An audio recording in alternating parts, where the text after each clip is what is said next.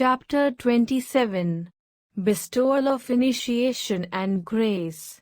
I bow down to Sri Ganesh. I bow down to Sri Saraswati. I bow down to the Guru. I bow down to the family deity. I bow down to Sri Sita Ramchandra. I bow down to Sri Sadguru Sainath. When a person takes refuge at the feet of the Sadguru, he gets the merit of bowing to the Trinity of Brahma, Vishnu and Mahesh as if in reality he has bowed to Parbrahma and supreme heavenly bliss manifests. Taking the plunge into the ocean has the merit of bathing in all the tirthas, and sitting in the shadow of the Guru's feet is like attaining all the gods. Hail, hail to thee, Sai Sadguru! Hail, hail to thee, the wish-fulfilling tree which grants absorption into the essence of Brahman. Hail, hail to thee, the ocean of self-knowledge. Create in us respect for the story.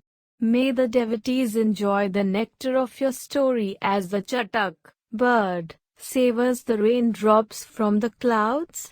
May all your devotees savor them and be happy always. Let the devotees, as they hear your pure story, break out in perspiration all over their bodies, fill their eyes with tears of love, and have their breath caught in their throats. Let the listeners and their families be overcome with emotion, have horripilation, and cry and sob often. Let their hostilities and their differences, small and great, vanish. Let them realize that this is a sign of the grace of the Guru dawning upon them. The Guru's grace is not seen with the eye and it is inapprehensible through the senses. No one except the Sadguru can grant it, and you will find no one else to do it in all the three worlds. Without unlimited love for the Guru's feet arising, desire and all the other 6 weaknesses in our character cannot be destroyed and the 8 sattvic emotions cannot rise in us. The Guru is most pleased when the devotee knows the self, and the more the devotee turns towards the attainment of the spiritual goal, the more the Guru is to be admired. The body, home, sun and Wi-Fi and mind, these are fruitless toils and turmoils of human life. All this is momentary Maya, like the noon shadow. Let not the tangle of Maya be an obstacle if this is the thought in your mind, then accomplish wholehearted surrender to Sai. Even those who are well versed in the Vedas have become helpless in bringing to an end the power of Maya. He alone will be saved who sees God in all creation. Blessed indeed was Chand Patil who, leaving the Nizam's regime, came to Nevasa bringing along with him the Fakir Sai. The Fakir stayed there for 6 months to a year. Kama of Karad village was made to stay there with him. So be it. Later he went to the famous Takli village, and taking the Gadu Tamboli with them, Kama and Baba, this group came to Shirdi from there. There are numerous holy places of pilgrimage, here and there, but for Sai's devotees Shirdi is the most holy. If by good luck this contact had not taken place, then how could this great fortune of association with him have come our way? This was the greatest fortune for us devotees. Those devotees who came and surrendered to attain their objectives, Sai showed them the right and virtuous path to ensure their well-being. Therefore, the listeners should read over and over again the Satcharitra with full concentration. This is the best means of gaining Guru's grace. The story of Sai is pure and holy. In the last chapter, it was narrated that a person's faith was confirmed in his own Guru and another was awakened with an indication of Akkalkot Swami.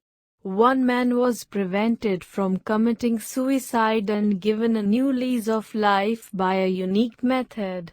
His death was determinedly and designedly averted. Now, in this chapter it will be narrated how Sai, when pleased, granted his grace upon the devotees and made them prosperous and happy. His mode of teaching was marvelous, and depended upon how and to whom it was given. It was full of wit and humor, with light-hearted laughter. The listeners should hear it attentively. The many ways in which he taught have already been discussed in this book. Depending upon the capability, the path was shown. The doctor knows how to diagnose the disease and the effect of the medicine. The patient is ignorant and asks for some jaggery at first. The jaggery, though sweet, is harmful. The patient, however, becomes adamant and is not even prepared to take the small bowl of medicine in his hand till the jaggery is first put on his hand. The use of force on a sick person does not work. The doctor then devises a plan and gives first the jaggery and then the medicine, but achieves his objective. But he changes the antidote to negate the ill effects of jaggery. The given medicines have their effect. Similar were the methods of Baba. This was not the universal principle. His way of granting grace depended upon the qualifications, nature, service and love of the devotee. Baba's ways are unique. When he was pleased with anyone, he showered his grace. Listen, under what circumstances it was done. If it occurs to him, he achieves the welfare of the devotee while casually joking and laughing, without anyone contemplating it. If the devotees desired casually to read some religious book, they placed the book in Baba's hands and received it back as prasad. Then, when that book was read, it would be most beneficial. It would achieve the highest welfare of the orators and the listeners, as it would be full of prasad. Some offered the pictures of the Dashavatar, some the stotras of the Dashavatar, some the Pancharatni Gita and other holy books and pictures. Das Ganu's Sant Leelamrit and Bhakta Leelamrit also Vivek Sindhu were offered and Baba gave them to Shama. Shama, these books are for you, he would say. Keep them at home, properly protected. Shama bowed and obeyed the orders and kept them tied in a piece of cloth. With this thought, the devotees also bought books from the shops to place in Baba's hands and to receive them back as prasad. Though Baba's nature was kind and generous, to do this also needed courage. So they took Madhavarao along with them, to tackle the situation. At the opportune time, he would put the book in Baba's hands. Just as Baba knew the importance of the book, he also knew about the devotees' abilities. Sometimes, when the devotees put a book in Baba's hands, Baba would leaf through the book. The devotees would put forward their hands to get the book back. But Baba did not give it back to them. He would hand it to Madhavarao, saying, Shama, keep this with you. Let it be with you for the time being. Shama would specifically ask, shall I give it back to him to whom it belongs, as he has eagerly stretched out his hand for it? Even then, he said, you keep it. Once the devotee Kaka Mahajani, who liked reading the Bhagavat, carried with him a copy of it and came to Shirdi. Madhavarao came to meet him. He picked up the book to read it and went with it to the masjid. Baba casually asked him, Shama, what is this book in your hand? Shama told him about it. Baba took it in his hand and returned it after seeing it.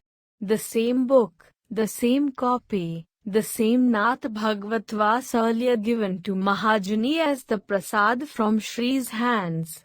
This book does not belong to me. It is Kaka Mahajani's. I borrowed it as I desired to read it, Shama clarified. Yet Baba said to him, the fact is that I have given it to you. You keep it in your collection tied in a piece of cloth. It will be of use to you, be it so. After some time, Kaka came again to Shirdi and brought with him another copy of the Bhagavad. He placed it in Baba's hands. It was given back as prasad. Preserve it well, Baba instructed. This alone will stand in good stead for you, Kaka was assured. This itself will prove most useful to you. Do not give it to anyone. Certainly he said this with a lot of solicitude.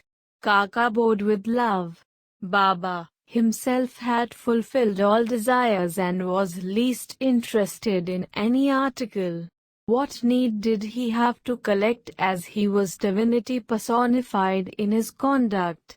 Who could know Baba's intentions? But reading and listening to this collection of books were a means of purification for his devotees. Lakshman Ganesh alias Kaka Mahajani. Now Shirdi had become a sacred place, and Baba's disciples would come from different and distant places, and gather from time to celebrate, gain wisdom and praise the Lord. In a series of sessions, these books would prove useful then. Shama would show them after taking them out from their wrappings. We will no longer be there, but these books will embody the knowledge. Whenever the devotees would read these very holy books, whether at Shirdi or elsewhere, they would recollect Baba and his teachings. This seems to be a reason for making the collection.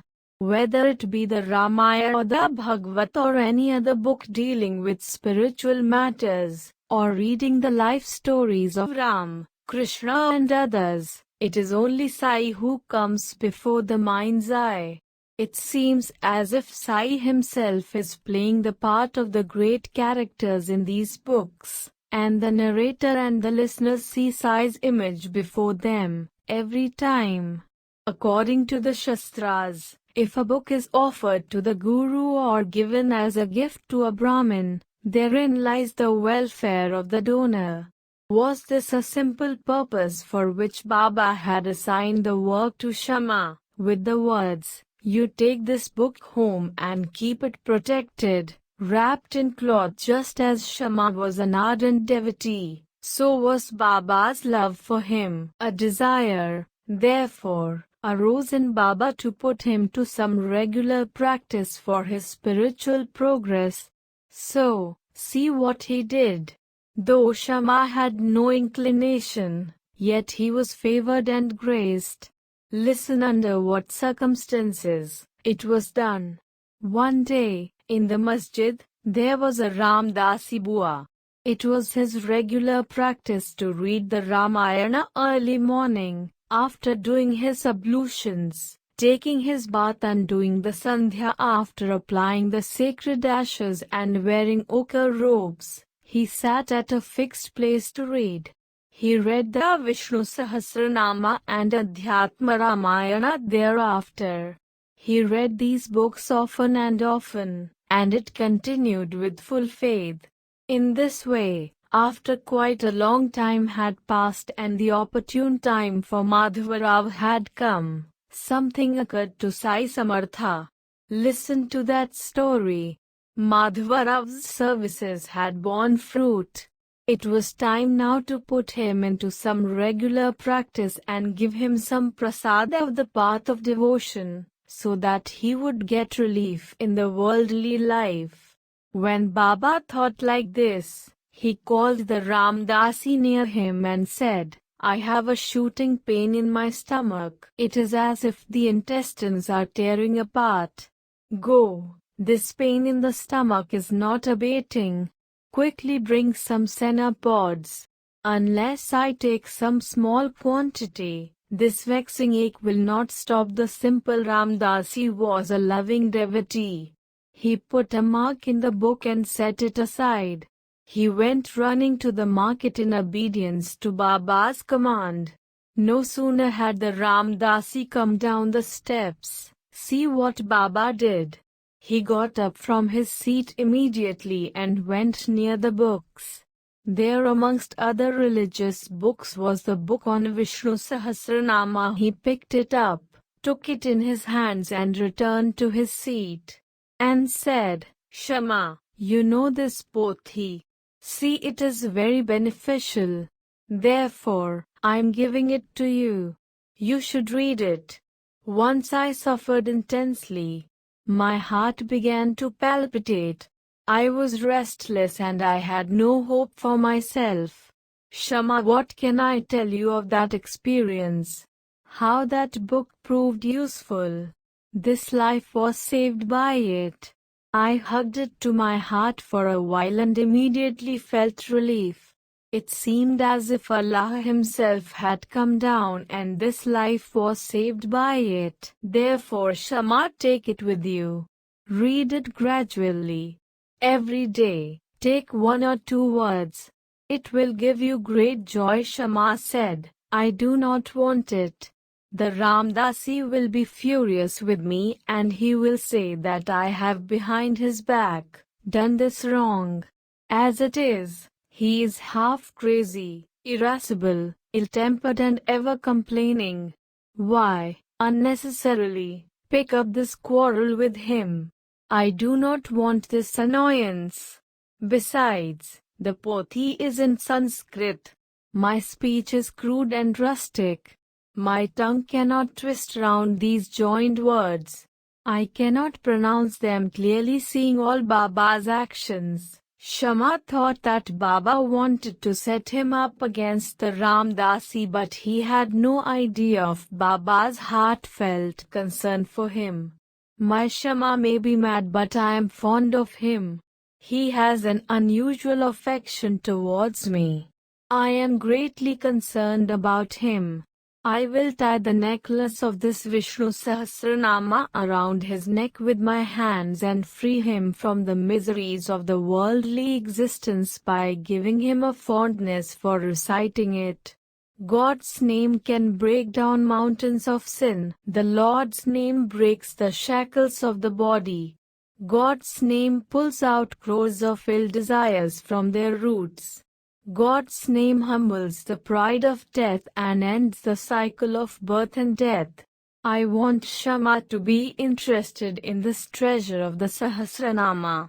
The Lord's name chanted with full intent is very effective, but even an unintentional pronouncement can be beneficial. Its power is manifested even when it is uttered unawares.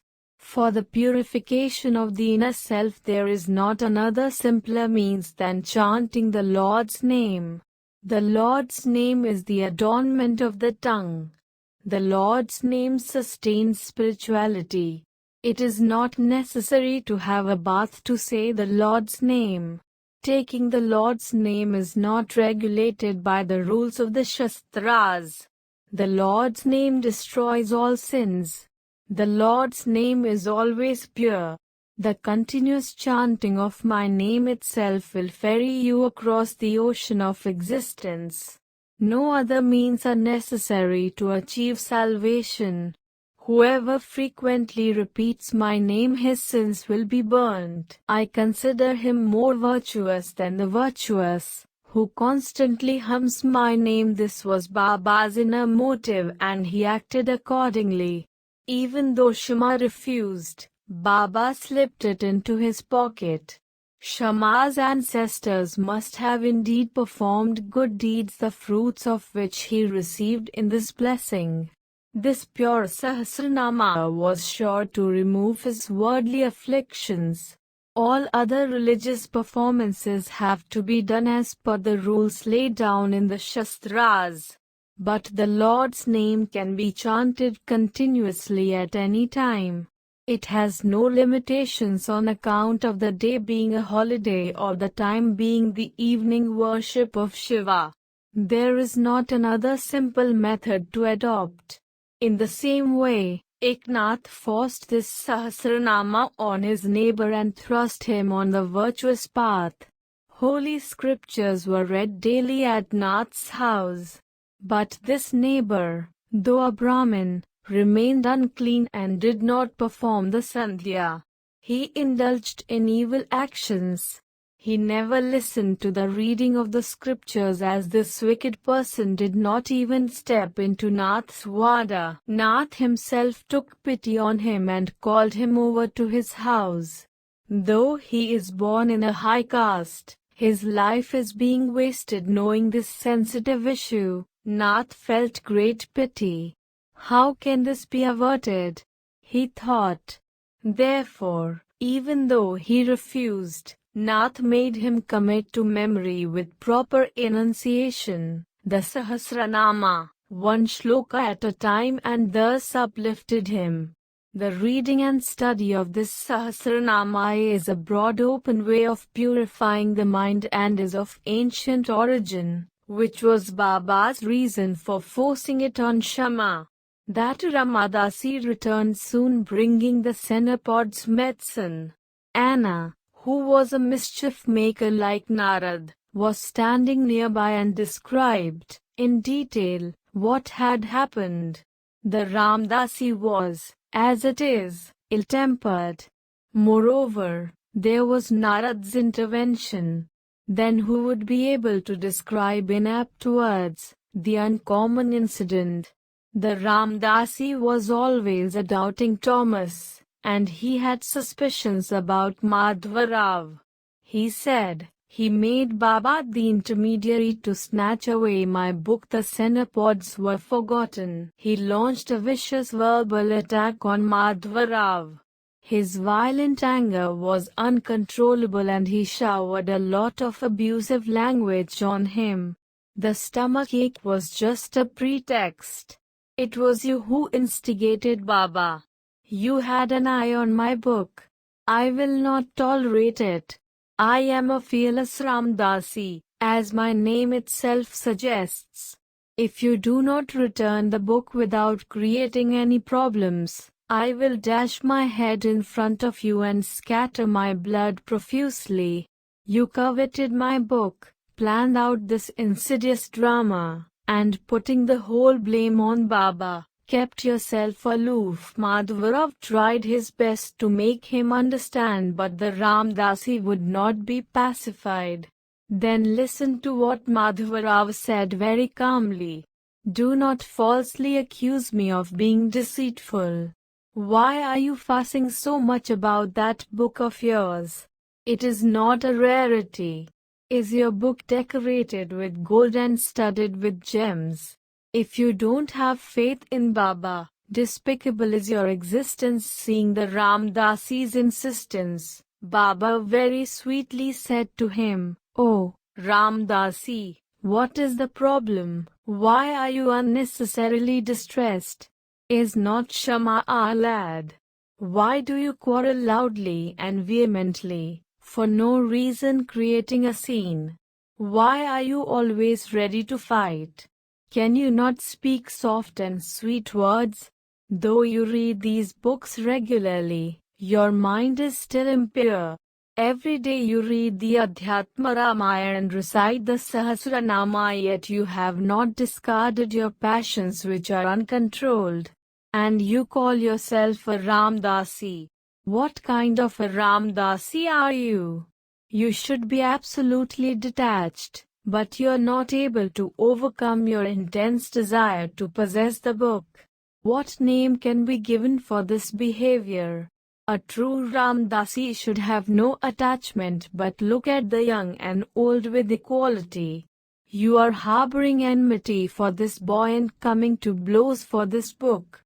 Go and sit in your place. Books can be had in plenty for money but not men, till the end of time.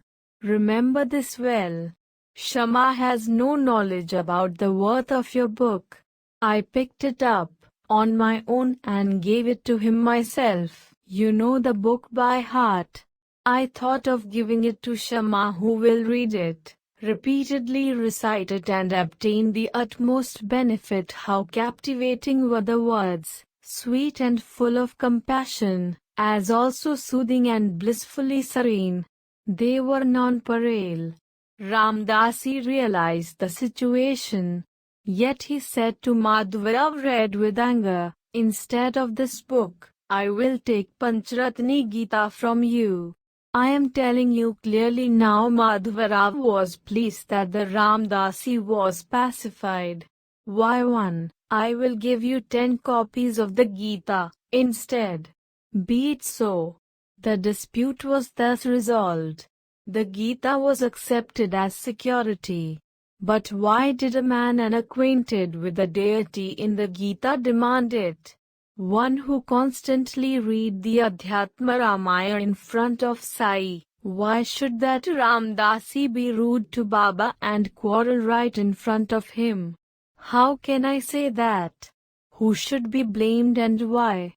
If what had transpired had not taken place, how would the importance of the subject been brought home? That book which was the cause of such a big quarrel was also the reliever of Baba's pain. It is also now the cause of my well-being. Invaluable is Sai's gift.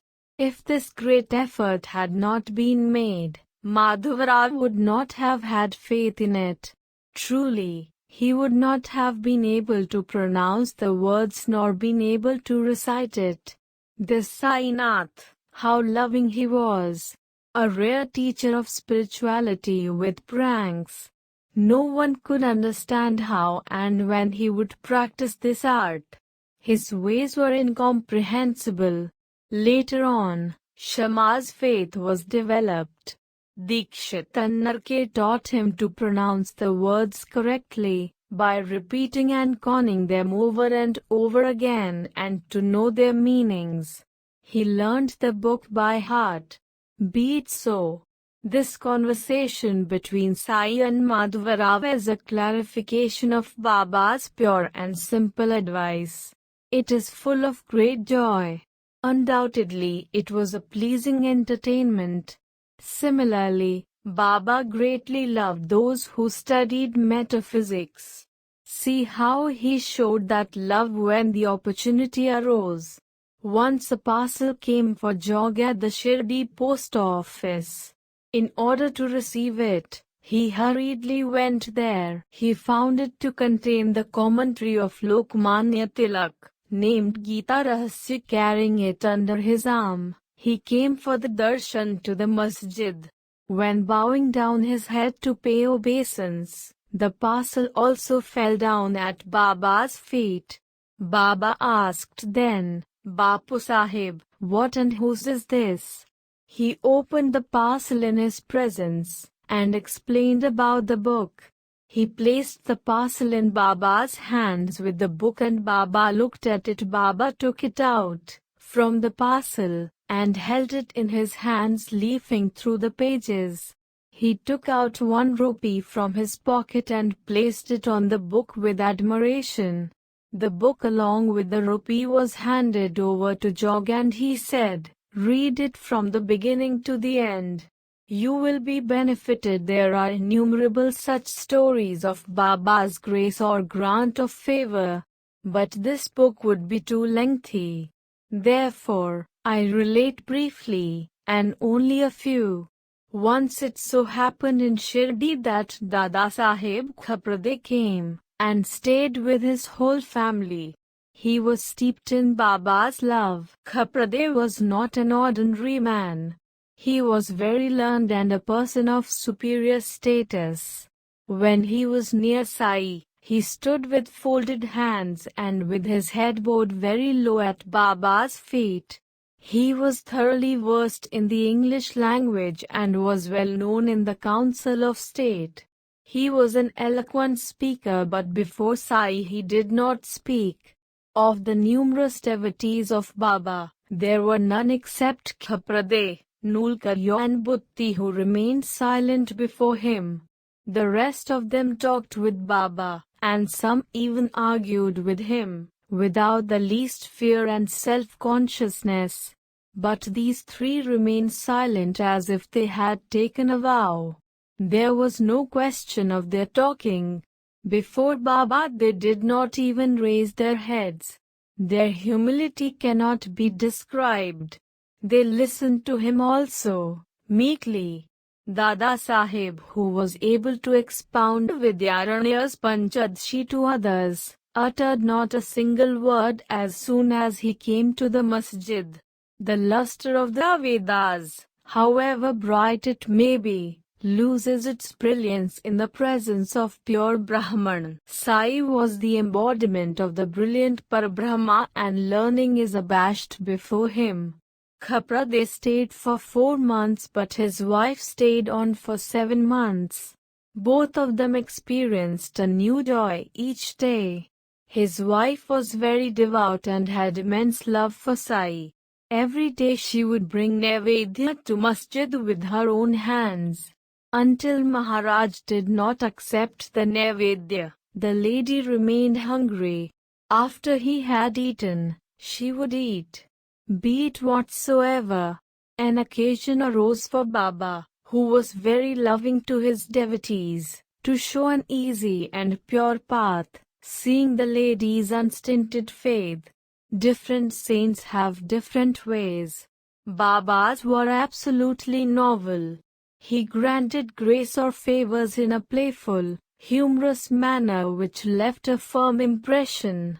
Once, the lady brought a platter filled with sanza, shirapuri, bhat, varan, kheer, sandge, papad, koshambiri. As soon as this platter came, Baba most eagerly got up from his seat, rolling up the sleeves of his kafni. He went and sat down at his usual place for eating, pulled the platter in front of him, took off the outer cover and got ready to eat. Many other Naivedyas came, far superior to this one. Often they remained untouched. What was the greatly impelling reason to eat this only? Why should such a worldly attitude affect a saint? Madhvaraoji asked Sai Samartha, why should there be such a distinction? You keep aside all the other platters. Even if some are made of silver, you hurl them far away.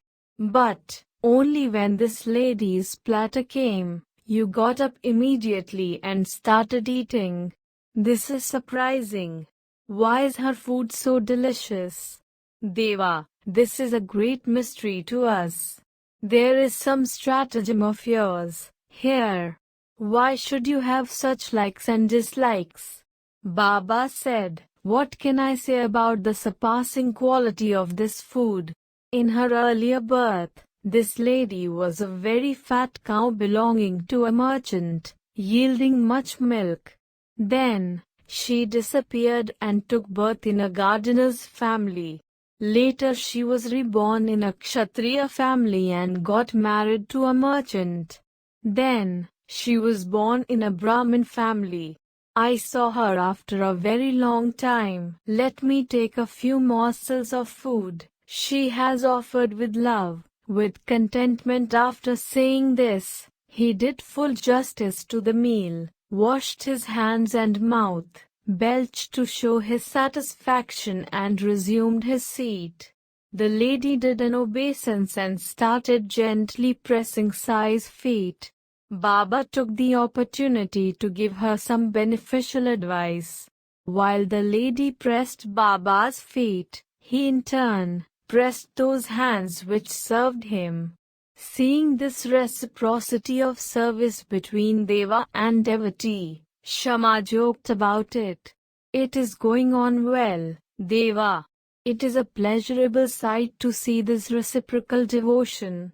It is marvelous to behold considering her service. Baba was pleased with her and softly told her to keep on repeating Rajaram. Rajaram, keep chanting this always. Oh, mother, your life's objective will be achieved, your mind will be at peace, and you will be immensely benefited. How potent were those words! They penetrated her heart and became embedded there. Through these words, Baba had instantly imparted Shaktipata. Such was Sri Samartha the Compassionate. Sainath, the protector of all who have surrendered. He always fulfills the devotees' cherished desires and works for their welfare. Whatever further I say, bear it in mind, as it is spoken with great love, humility, and for the welfare of the listeners.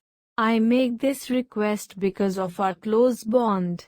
As an ant is addicted to the sweetness in the jaggery, even if its head is broken, you should be enjoined to the feet of Sai. He will protect you with utmost care.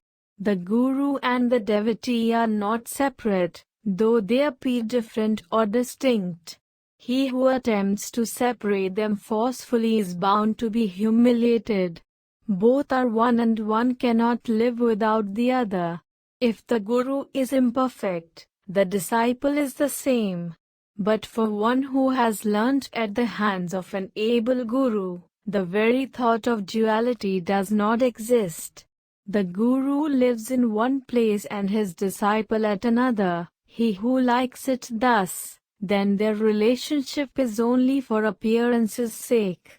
If essentially they are not two, how can they be separate? One cannot exist without the other. Both are so inseparable. There is no difference between the Guru and the devotee. Thus they are continuously together. The devotee placing his head on the Guru's feet is a gesture of worship or outward vision. The devotee is one with the Guru in his one-pointed worship, and the Guru is in union with his devotee. If they are not completely one with one another in this way, then the relationship is not worth its name. How would one obtain food and clothing? Do not waste even a moment thinking over it. It all depends upon destiny and can be obtained without efforts. If you make efforts to obtain them, they could be in vain. Make efforts only to achieve spirituality. Strive for it, day and night. Get up and arise. Why are you snoring in deep sleep? Such is the resounding cry of the Shruti which lovingly wakes up the devotees. The root cause of all calamities is ignorance. Those who are rolling in the sleep of ignorance should wake up before it is too late and partake of the nectar of knowledge from the Guru. Therefore, with great humility, go and surrender at the Guru's feet. He alone knows what is right and what is wrong.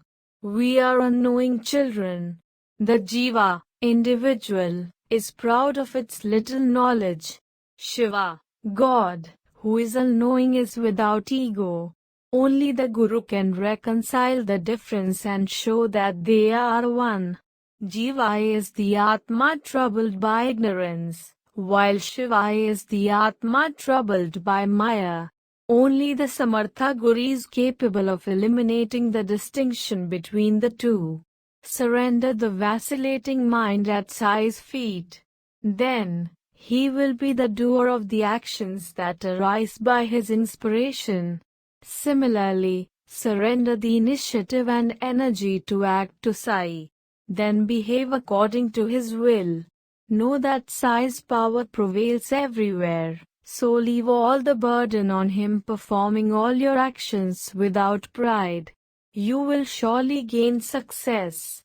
Should you even with a trace of pride think, I will do this, the consequences will become apparent immediately. There will be not a moment's delay. While Hemad was lazily turning and twisting, from one side to the other, in the sleep of illusion and fascination, he received the grace of God and Guru. It can only be ascribed to destiny since no study nor efforts were made. God and Guru, it seems, bestowed this honor for their own design. Sai wanted his life story to be written for the upliftment of the devotees. Therefore, forcibly holding the hand, he got this book written in detail. Weaving a beautiful garland with a thread of constant meditation and different flowers of love of variegated hues, let us offer it to Sai. Let us attain the throne of self-realization and occupy it with splendor. Let us enjoy the heavenly bliss, devoid of pride, and be contented within. This life story of Sai is unfathomable. The next story is more marvelous than this one. Become very attentive for a while to listen to this purifying tale. In the next 3 chapters, Baba, through the experience of visions, shows marvels, while he remained where he was. The first of these chapters deals with Lala Lakshmi Chand, who was drawn by a string of love and shown his proper place, about the lady from Burhanpur whose khichdi he wanted to eat and, therefore, made her long for darshan and showed the marvel of love. And later how Megha was asked to draw a trident in his dream, and how he received the Shivlinga unexpectedly afterwards. So many similar stories will follow after that. If the listeners hear them with devotion, they will be benefited. As salt dissolves in the ocean, so Hemant surrenders to Sai, with the feeling of oneness and union. He does obeisance to him wholeheartedly.